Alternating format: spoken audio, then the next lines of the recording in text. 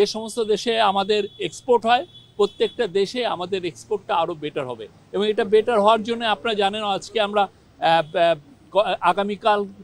আগামী পরশু থেকে ইনভেস্টমেন্ট সামিট শুরু হচ্ছে এবং আমরা অলরেডি আমরা দেখছি যে চায়না থেকে প্রচুর ফ্যাক্টরি রিলোকেশন করার জন্য অনেকে আসছেন এবং আমরা মনে করি যে নতুন যে গ্লোবাল বিজনেস অর্ডার ট্রেড অর্ডারে আমরা বেনিফিটেড হব, আমরা আরও বেনিফিটেড হব।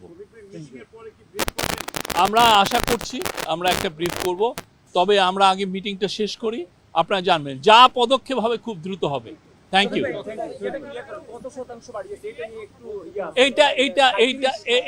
এইটা পুরোটাই ওইখান থেকে আমরা মিটিংটা করে আসি, আপনারা পুরোটা জানবেন। আমরা পুরো দেখেন, আমরা চায়না গেলাম, চায়না থেকে ভিজিটের পরে আসার পরে ঈদ হলো, ঈদের পরে আবার আমরা ব্যাংককে গেলাম। আজকে পুরো জিনিসটা নিয়ে খুব বড় মিটিং হচ্ছে। মিটিংয়ের পরে আপনারা নিশ্চিত থাকেন সব কিছু নিয়ে আমরা বলবো।